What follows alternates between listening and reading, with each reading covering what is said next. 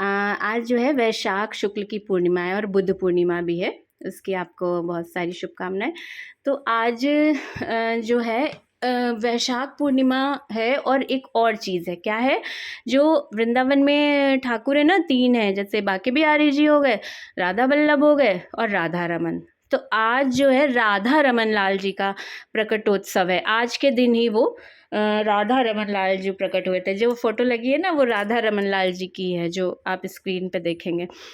तो उनका राधा रमन जी का जो प्रकट हुआ था ना वो भी बड़ी दिलचस्प कहानी है।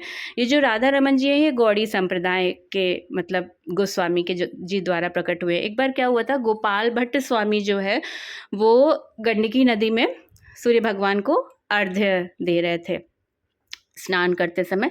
तो उन्होंने जब अर्घ्य के लिए अंजलि डाली गंडकी नदी में, तो शिला एक प्रकट हुई, उनके हाथ में शिला आ गई। तो उन्होंने सोचा ऐसे ही आ गई होगी, उन्होंने फिर से नदी में छोड़ दी।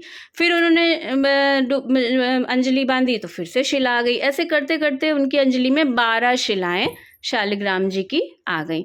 अब जब 12 शिलाएँ उनके शालिग्राम जी की आ गई तो उन्होंने कहा कि चलो मेरे हाथ में आई हैं तो शायद मुझे इनकी सेवा करनी होगी। तो वो सारी शिलाओं को लेके आ गए और अपनी कुटी में स्थापित कर लिया और उनकी सेवा करने लगे। ठीक है, शालिग्राम जी की सेवा करने लगे गोपाल भट्ट स्वामी जी।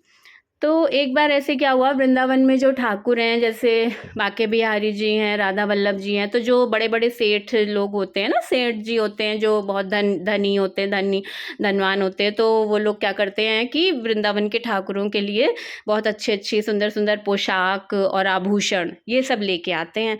तो सारे गोस्वामियों को, जैसे बांके बिहारी लाल जी के गोस्वामी को, राधा वल्लभ जी के गोस्वामी को उन्होंने सुंदर-सुंदर पोशाकें दी। अब वो गोपाल भट्ट स्वामी जी के पास भी आए कि ये राधा रमन मतलब कि इनके भी ठाकुर के लिए पोशाक। तो जो गोपाल भट्ट स्वामी जी थे वो कहने लगे मैं कैसे पोशाक पहनाऊँगा, मेरे तो शालिग्राम जी हैं, शिला है, तो उनको मैं कैसे पोशाक पहनाऊँ, कैसे उनका श्रृंगार करूँगा। तो ये सोचते-सोचते उनका मन थोड़ा उदास हो गया कि अगर मेरे भी ठाकुर के हाथ पैर और अच्छे से वो होते तो मैं भी उनका श्रृंगार करता। ये सोचते-सोचते उनको नींद आ गई। सुबह भोर में ही वो उठ गए, काफ़ी जल्दी। तो देखा जब सुबह भोर में वो उठे तो उन्होंने देखा जो उनके शालिग्राम की शिला थी वो बिल्कुल एकदम त्रिभंगी लाल में एकदम प्रकट हो गए। हाथ, पैर और नक्श एकदम बिल्कुल छोटे से ही त्रिभंगी रूप में प्रकट हुए। जो आप ये देख रहे हैं स्क्रीन में वही है श्री राधा रमन लाल।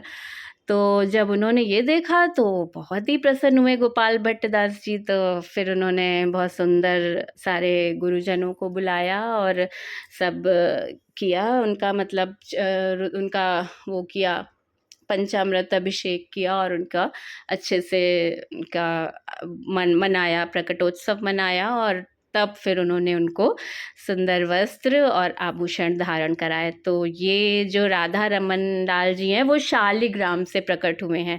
आज वैशाख पूर्णिमा के दिन इनका आज प्रकटोत्सव है। आज कोई शायद है, मुझे नाम नहीं, कौन सावा है ये मुझे नहीं याद आ रहा है, लेकिन आज उनका ये राधा रमन लाल जी का प्रकटोत्सव है। और जो रमन इनको कहा जाता है, तो एक बार क्या हुआ था कि ये भी एक है कि जैसे जब राधा रमन जी प्रकट हो गए उसके बाद एक बार ये अंतर्धान हो गए थे।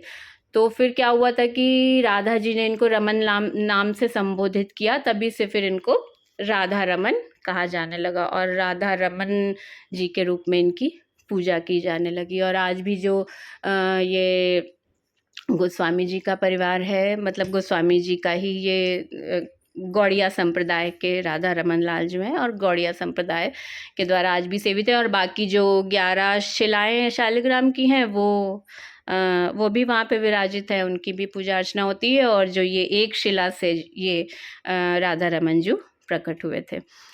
तो ये वैशाख पूर्णिमा के दिन आज राधा रमन लाल जी का प्रकटोत्सव मनाया जाता है वृंदावन धाम में। जय श्री राधा रमन लाल, जय श्री राधा कृष्ण।